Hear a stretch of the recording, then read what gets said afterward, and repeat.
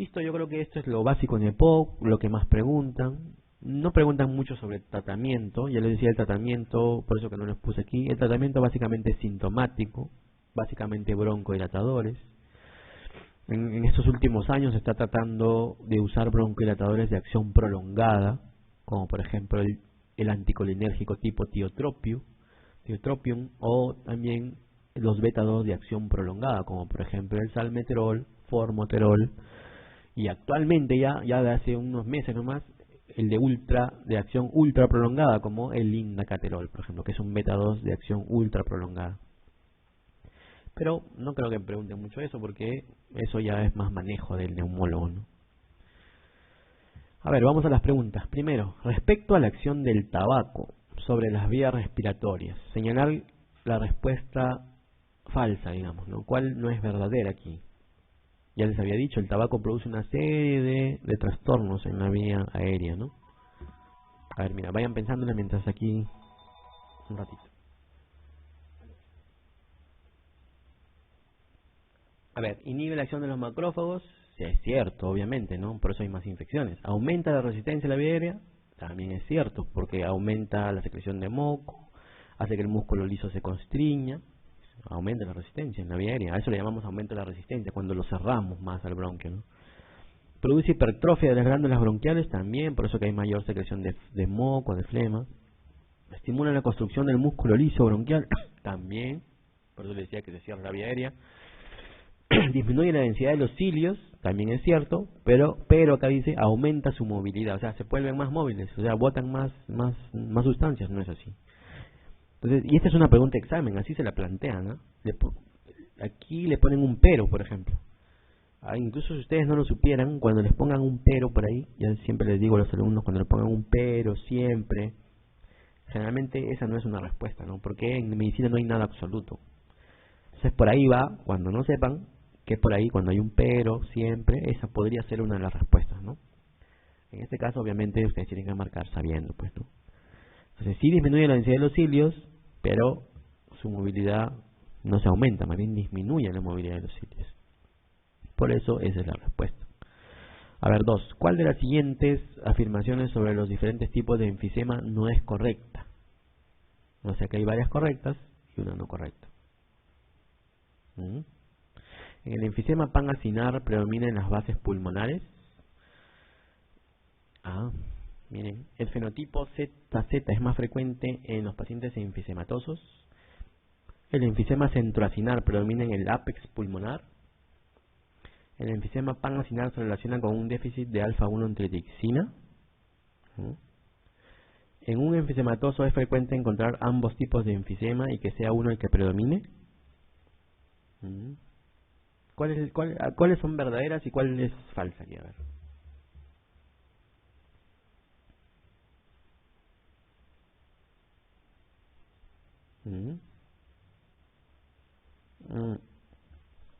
Por ejemplo, cuando hablamos de eso que dice acá, déficit de alfa-1 antitripsina, es un déficit de una proteasa, se llama, que es una enfermedad genética, ¿no? Que aquí en países como los nuestros no se ve mucho, pero en países europeos del norte de América sí se ve. Generalmente son pacientes que tienen POC a edades muy tempranas. Generalmente se relacionan con un enfisema, como es genético, pues un enfisema difuso. Por eso que le llaman enfisema pan-acinar. O sea, pan-acinar significa todo el acino, ¿no? Y además también relacionado a todo el pulmón también, ¿no? Por ejemplo, para que se respondan esa parte, ¿no? El déficit de alfa-1 antitripsina. Luego, hay varios tipos de enfisema. Hay uno que es el pan-acinar, el centroacinar, el parasectal.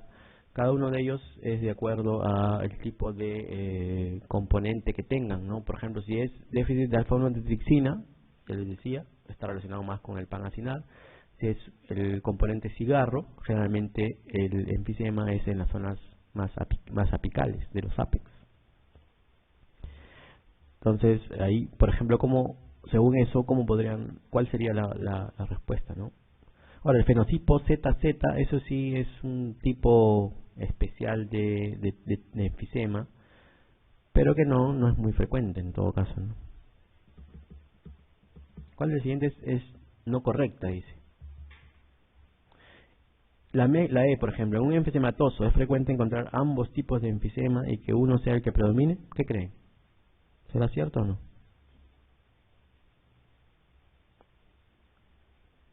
¿No? ¿Tienen alguna idea o no?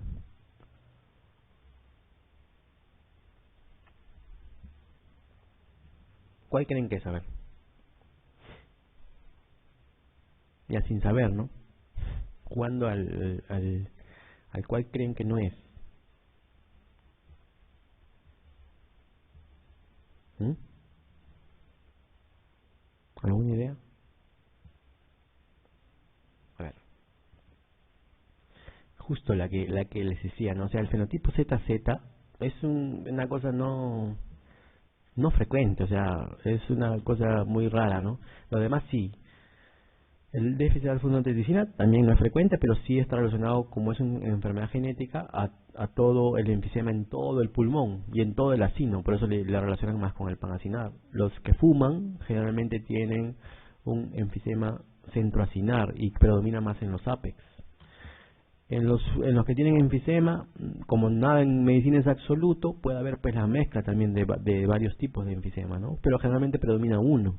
Ahora, eso no es muy, no sé si didáctico, pero no es muy, ¿cómo le llamamos esto? Muy útil saber cuál de los dos tipos predomina, porque el tratamiento va a ser casi el mismo, ¿no? Entonces, esto es teórico básicamente, que predomine uno de ellos, ¿no? Pero en realidad, algunos patólogos sí, pues te pueden decir cuál predomina en una pieza operatoria o en un post-mortem, ¿no?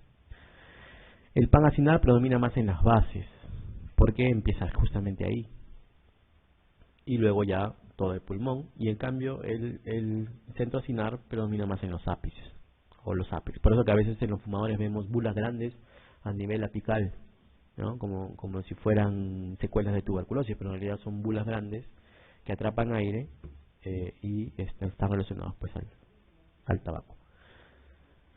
El más frecuente, depende del tipo, ¿no? Si es fumador va a ser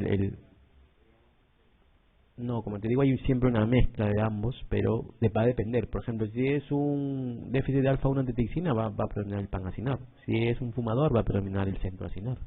O sea, va a depender de la etiología en todo caso. Ahora, como les digo, eso no es útil, ¿no? Esto es una pregunta teórica, más patológica, ¿no? Pero no es útil para el manejo. Por eso es que nosotros los neumólogos no incidimos mucho en esto, ¿no? Pero sin embargo a ustedes sí se lo preguntan. Como parte teórica nada más, ¿no?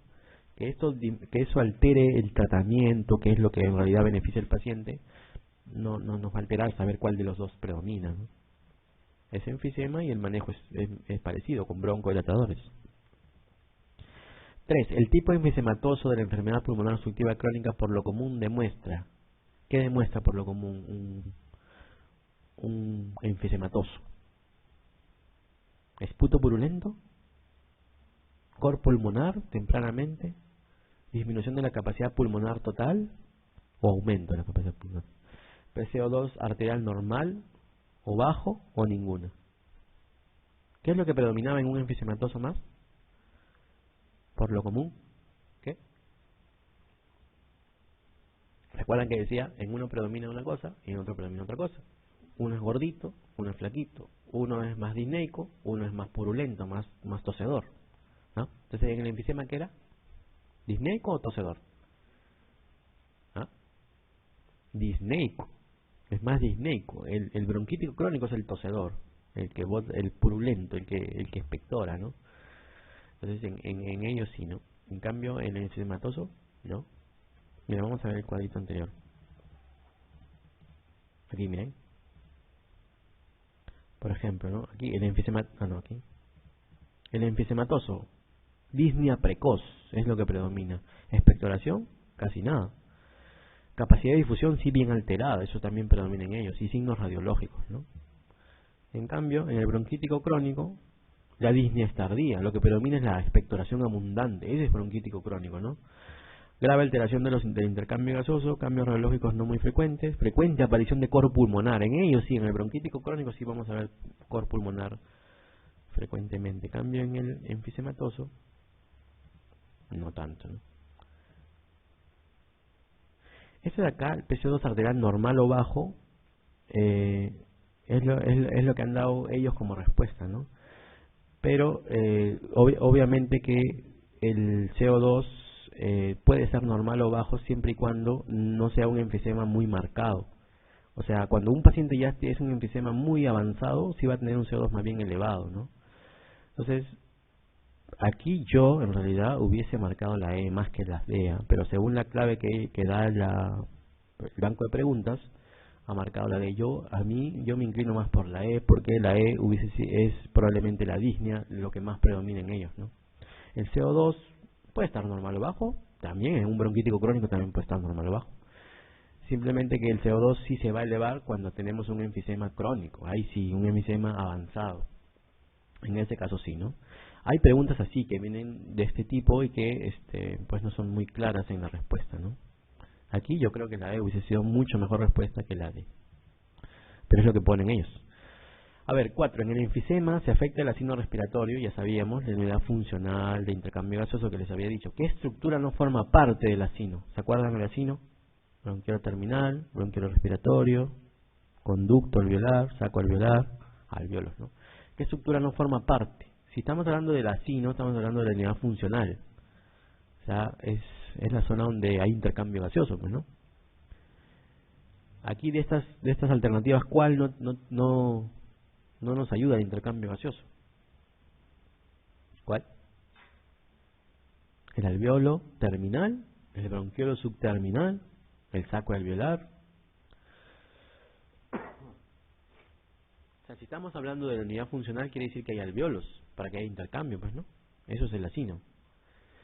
Yo les decía, el asino corresponde al bronquiolo respiratorio, ya no entra el terminal, ya. Entonces, ¿cuál sería aquí la que no es? La D, el bronquiolo subterminal. Acá le llaman subterminal porque así lo ponen, ¿no? Yo no sé quién pone esos exámenes, ¿no? Ponen un término que en realidad no existe, ¿no? Bronquiolo subterminal no existe, es un bronquiolo terminal nomás, ¿no? Sino que se lo ponen así para marearlos, ¿no? O sea, para confundirlos. ¿Alveolo terminal existe? ¿Ese término? No existe tampoco alveolo terminal. Es un alveolo nomás, ¿no? Terminal le llamarán al último, pues, ¿no? Pero no existe ese término tampoco, ¿no?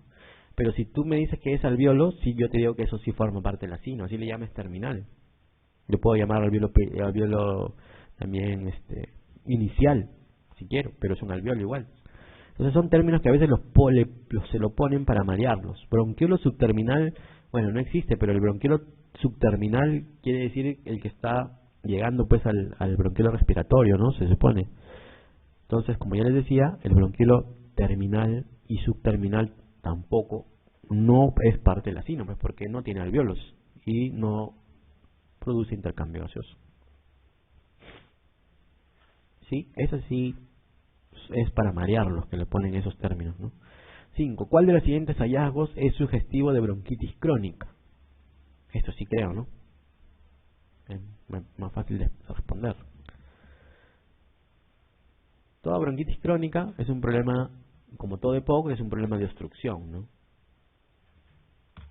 De obstrucción expiratoria. O sea, no es inspiratoria la obstrucción, es al final, cuando uno bota el aire. Ahí es cuando el bronquio se empieza a cerrar. Entonces, ¿cuál es la diferencia entre la bronquitis crónica y el enfisema? En que uno altera el test de difusión y el otro no altera el test de difusión. ¿Quién altera el test de difusión? El enfisema. ¿Quién no altera? La bronquitis crónica. Entonces, según eso, miren, a ver, veamos, trastorno severo de la ventiloperfusión, que dice la E. La bronquitis crónica no tiene mucho eso del trastorno severo, ¿no? Porque es un problema bronquial.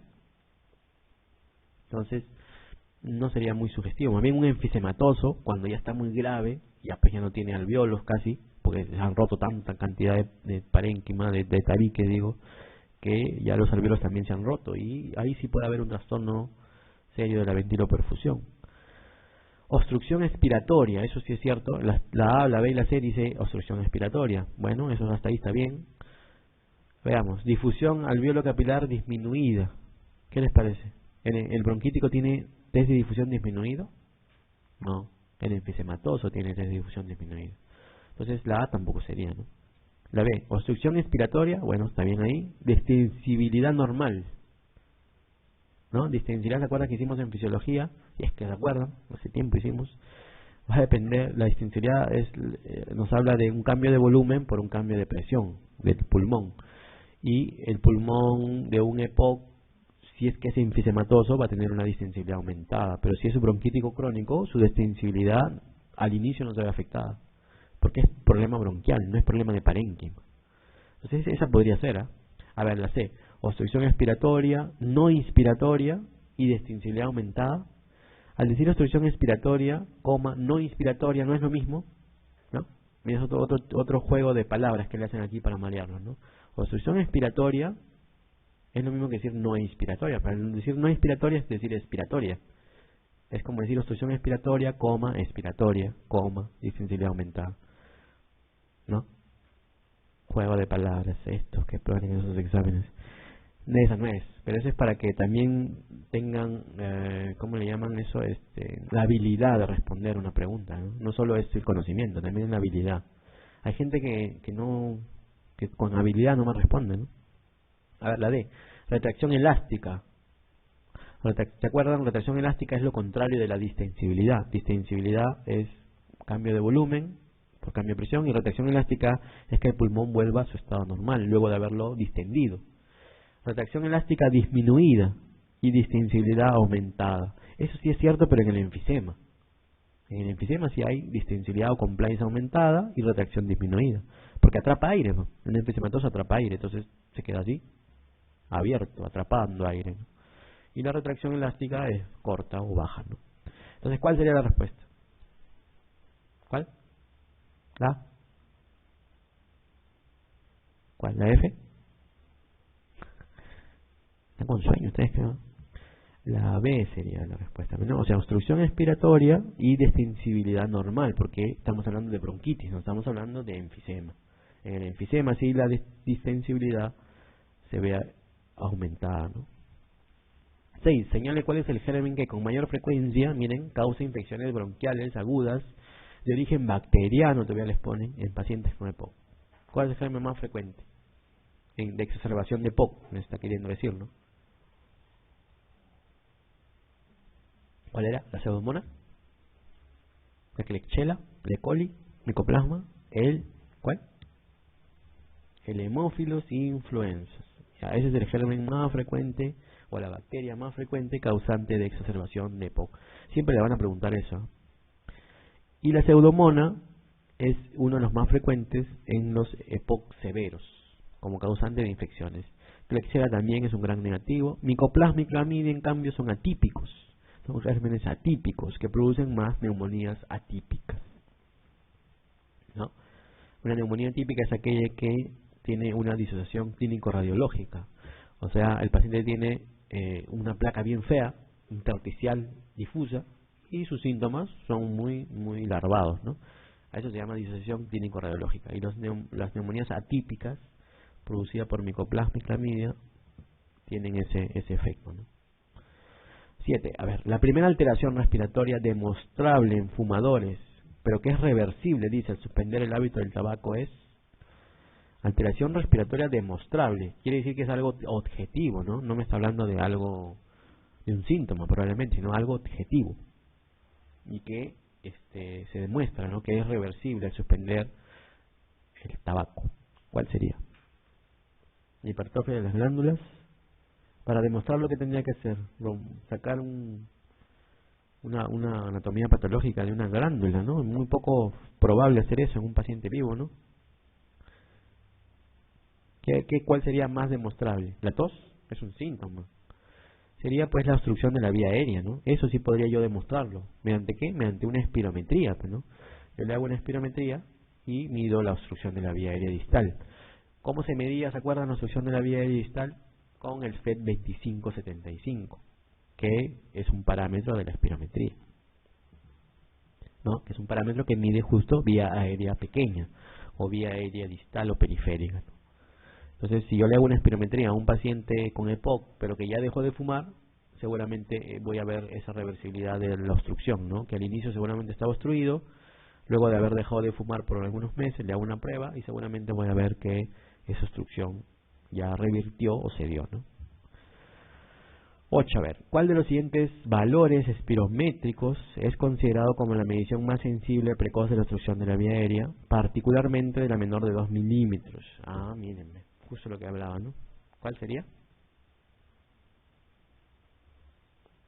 El PEF o pico flujo. El PEF o pico flujo es lo que se mide por flujometría, por eso se llama pico flujo. Ese aparatito que le poníamos a los asmáticos, y que hasta ahora le ponemos, que tiene una flechita que uno sopla el aire y se mueve y nos da un valor, ¿no? De pico flujo se llama, ¿no? Flujómetro. Eso es para asmáticos, pues, ¿no? Acá en el POC no usamos flujómetros. Capacidad vital forzada. ¿Qué es la capacidad vital forzada? Es una medida de volumen de aire que tiene que ver con la vitalidad de la persona, ¿no? Se produce cuando uno inspira totalmente y luego expira hasta lo último que pueda, una expiración máxima. O sea, luego de haber tenido una inspiración máxima, yo hago una expiración máxima, eso hasta el final, eso se llama capacidad vital forzada. Eso no tiene mucho que ver con la vía aérea pequeña, ¿no? La capacidad vital forzada más bien tiene que ver con la vía aérea grande. El BEF-1, que dice acá también, de aquí, no es BER, sino BEF-1, ese tiene que ver también con la vía aérea grande. Tiene que ver con la gravedad del POC, ¿no? El BEF-1. El flujo expiratorio forzado, 25-75 de la capacidad vital forzada, sí, justamente es el que le decía, el flujo mesoaspirado también le llaman en España, ¿no? Ese es el que tiene que ver con la vía aérea menor, pues, ¿no? Y la E, que es el volumen ventilatorio máximo, es una prueba también que se hace para pacientes que se van a operar, pero que no tiene nada que ver, pues, con la vía aérea pequeña, ¿no? Esa pregunta siempre la preguntan también, ¿no? Esta de acá de la espirometría y la vía aérea pequeña. 9. En un paciente con EPOC, que se precisa diferenciar enfisema de bronquitis, dice, ¿cuál de las siguientes características es la más definitoria del enfisematoso? ¿Cuál es? Otra vez, casi la misma pregunta que la anterior. ¿Por qué se caracteriza más el enfisematoso, el delgadito, en la disnea, en que se cansa, ¿no? Que no sube escaleras, que están las justas? La disnea es lo importante en un enfisematoso. Cambia un bronquitis con un gordito obeso, la tos, la flema, ¿no? Fumando y tosiendo, fumando y tosiendo. Entonces aquí, ¿cuál es? La disnea, pues la disnea importante es lo que caracteriza el enfisematoso, ¿no? La expectoración purulenta abundante, bronquitis crónica. El incremento de las marcas pulmonares también puede ser en bronquitis crónica. Hipercapnia en estadios muy avanzados en el enfisematoso. Y aumento de la presión venosa también podría ser en un enfisematoso. Entonces lo importante aquí, bronquitis crónica, tos y purulencia del esputo. Enfisema, disnea. Bueno, eso es lo principal en EPOC. Vamos a hablar un poco de hemoptisis, luego hablaremos de asma, que también es una enfermedad frecuente. A ver, hablemos algo de hemoptisis. Bueno, hemoptisis es el sangrado que viene por la vía, que viene o que nace en la vía aérea, digamos, ¿no? A eso le llamamos hemoptisis, para diferenciarlo de la hematemesis, que es el sangrado que nace del intestino, del aparato gastrointestinal, ¿no? El estómago, el esófago, etcétera. Entonces, cuando uno dice hemoptisis, es sangrado de la vía aérea. Generalmente es rojo rutilante, a diferencia de la hematemesis, que viene, que no es tan rojo rutilante, ¿no? Que viene mezclado con los ácidos y tiene otro color, otra característica. A cambio, el sangrado de la hemoptisis es roja nítida, roja sangre pura, ¿no? A eso le llamamos hemoptisis. Y generalmente está relacionada con la tos, a diferencia de la hematemesis, que está relacionada con el vómito y con el alimento. Entonces, si ustedes ven un sangrado con alimento y luego vómito, eso es hematemesis. Si ustedes ven un paciente que tose y bota sangre roja viva, eso es hemoptisis. ¿Cuáles son las causas más frecuentes de hemoptisis? La primera en el mundo, la bronquitis crónica. La bronquitis crónica, o las bronquitis en general, es la primera causa de hemoptisis en el mundo. No estoy hablando del Perú, porque en el Perú la primera causa no es tanto la bronquitis, sino las bronquiectasias. Las secuelas de tuberculosis es acá en Perú. Una de las causas más frecuentes, ¿no? A diferencia del mundo donde no hay tuberculosis. En el mundo hay más fumadores, hay más hiperreactivos, bronquial, entonces hay más bronquitis crónica. hay más contaminación ambiental, etcétera, y eso produce bronquitis crónica y hemoctisis como primera causa, ¿no? Luego sigue las bronquiectasias, va a depender del tipo de país. Luego también el cáncer, que está entre las primeras causas, el cáncer de pulmón también produce hemoctisis, y la tuberculosis en países como los nuestros, ¿no? Entonces, en estas 4 causas está representado, como dice aquí, los 2/3 partes de todas las hemoctisis en el mundo, ¿no? A la cabeza, bronquitis crónica, bronquiectasias, cáncer de pulmón y tuberculosis. Pero en nuestro país es al revés, tuberculosis va primero más bien, luego o segundo, y luego bronquiectasias también entre primero y segundo, ¿no? Y la bronquitis crónica más bien va a tercero o cuarto. Entonces, la pregunta que les hagan va a depender del sitio, de dónde le pregunten también, ¿no? Del sitio donde le estén preguntando. Otra cosa con respecto a la hemoctisis es que existen pues grados de hemoctisis, ¿no? Hay una hemoctisis leve, una moderada, muy severa. Por ejemplo, la severa es cuando ya uno hemoctiza cantidades enormes de sangre, más de 600 mililitros en un día, por ejemplo, ¿no? O también por la velocidad de la hemoctisis. A veces uno bota más de 200 mililitros, digamos, en cada bocanada. Eso también es una hemoctisis masiva, por ejemplo, ¿no? Hemoctisis leve, por ejemplo, la consideran cuando es menos de 30 mililitros de sangre. A eso le llaman leve. Moderada, entre 30 hasta los 600 que le decía, donde ya es ya severa, ¿no? Entonces, por ejemplo aquí, la hemoctisis, les decía, es la expulsión de sangre procedente de la zona subglótica, o sea, de la vía aérea. Subglótica le llaman a la zona que está después, la que va a seguir a la tráquea, ¿no? La tráquea, los bronquios, etcétera. En función del volumen puede ser leve, moderado o severa, ¿no? Leve no supera los 20 a 30 mililitros al día. Las severas y las moderadas sí. Acá está, 600 mililitros en 24 o 48 horas, o 200 mililitros por hora, puede ser, o por bocanada, ¿no? A eso le llaman ya moderada o franca ya, ¿no? Bueno, a ver, una de las... En realidad hemoctisis no preguntan mucho. 10. La causa más frecuente de hemoctisis. ¿Cuál sería? De cualquier cuantía, dice, cualquier cantidad. Mira, esta pregunta es media capciosa también, ¿no? Porque yo diría, ¿de dónde me está preguntando, no? ¿En qué país? ¿En qué región? Pero bueno, esa es una pregunta general, pues, ¿no? ¿Mm? ¿Cuál sería la causa más frecuente de hemoctisis? ¿La tuberculosis? Si estuviéramos en Perú, yo diría, sí, pues la tuberculosis, la bronquiectasia, ¿no? Si estuviera en Europa, de repente diría hasta el cáncer primero, ¿no? Pero no, en el mundo en general, ¿cuál es la primera causa? La bronquitis crónica. Entonces, por eso que ahí la respuesta que ellos dan es la C, la bronquitis. Y las bronquiectasias también, porque ahí están metiendo pues a los países en vías de desarrollo que tienen bastante tuberculosis y tienen como secuelas las bronquiectasias, ¿no? La tuberculosis es más definida en países ya pobres, digamos. Perú, a pesar de tener mucha tuberculosis, no está considerado como pobre, ¿no? Pero, sin embargo, hay cantidad de tuberculosis. Pero bueno, en África, por ejemplo, sí es pobre y hay tuberculosis, así como VIH también, ¿no?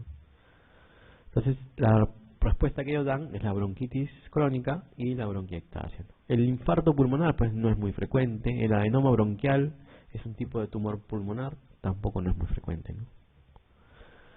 11. En los pacientes con bronquiectasias no encontramos, dice. ¿Qué cosa no encontramos? ¿Mm? Estas son preguntas nuevas, ¿no?, que me han puesto aquí. No son las mismas de las clases anteriores. A ver, ¿cuál sería aquí la respuesta? A ver, en los pacientes con son preguntas que se van renovando, por eso, ¿no? En los pacientes con bronquiectasias, ¿qué no encontramos? O sea, hay muchas respuestas que sí son frecuentes ver en bronquiectasias y otra que no es, seguro, ¿no? Por ejemplo, episodios repetidos de hemoctisis, ¿vemos? Los bronquiectasias se caracterizan por hemoctisis. Sí, algunas veces se hemoctizan, ¿no? Y a veces te dice el paciente, doctor, he botado sangre y no sé de qué. Pero usted, señora, ¿tuvo tuberculosis? Sí. Ah, pues tiene bronquiectasia, seguramente por eso ha sangrado. Y claramente es así. Doctor, todas las mañanas yo boto flema en gran cantidad, a veces purulenta, amarilla, todas las mañanas. No puedo vivir así, me dice, ¿no? Y señora, ¿usted tuvo tuberculosis? Sí, hace como 20 años. Ah, debe tener bronquiectasis. Por eso tiene una tos productiva, sobre todo en las mañanas. También puede ser. Imágenes en anillo de sello, sobre todo en la tomografía de alta resolución. ¿Qué es la imagen en anillo de sello? ¿Verdad? Es como un sello, pues. O sea, tiene el bronquio y el vaso. A eso le llaman imagen en anillo de sello, ¿no? El sello sería el vaso y el bronquio sería el anillo. Generalmente, para uno decir que hay bronquiectasia, el anillo tiene que ser más grande que el bronquio. Lo normal es estar 1 a 1, o sea, el mismo tamaño, digo, ¿no? Pero cuando este diámetro del bronquio pasa más de 1 a 1,5, por ejemplo, veces el diámetro del vaso, a eso le llaman imagen en anillo de sello. Y eso se ve mejor y se hace el diagnóstico por eso en una tomografía de alta resolución. Y eso también es importante. Los diagnósticos de bronquiectasias solo se hacen en tomografías de alta resolución, no en cualquier tomografía. En los pacientes con bronquiectasias no encontramos, dice, crepitantes teleinspiratorios, sobre todo en las bases pulmonares. No encontramos. ¿No encontramos hipertensión pulmonar y col pulmonar? ¿O sí encontramos? A veces sí, sobre todo cuando son bronquiectasias crónicas, avanzadas, fibrotórax. Cuando tenemos bronquiectasias crónicas, digamos, tuberculosis en varias veces, en varias ocasiones, a veces tenemos pulmones destruidos. Esos pulmones destruidos le llamamos nosotros fibrotórax, no fibrosis, sino fibrotórax, secuelares, ¿no? Y esos a la larga pueden producir a veces hipertensión pulmonar y cor pulmonar. Acá no me dice que sea frecuente, ¿no? Acá me dice nada más, en los pacientes con bronquiectasias no encontramos, dice. Tos productivas sí encontramos. Episodios de bronquitis también, a veces. Hipertensión pulmonar, a veces. Imagen en anillo de sello, a veces. Crepitantes, sobre todo en las bases. Eso es lo que no necesariamente, ¿no? No necesariamente. Puede haber también bronquiectasias con crepitantes, pero no necesariamente, ¿no? Por eso que esa es la respuesta. No necesariamente, porque va a depender del sitio donde está localizada la bronquiectasia, ¿no? Puede ser secuela de TB, la vamos a encontrar a nivel apical, a nivel de apex. Entonces ahí probablemente encontremos los crepitantes y no en las bases, ¿no? Bueno, hasta ahí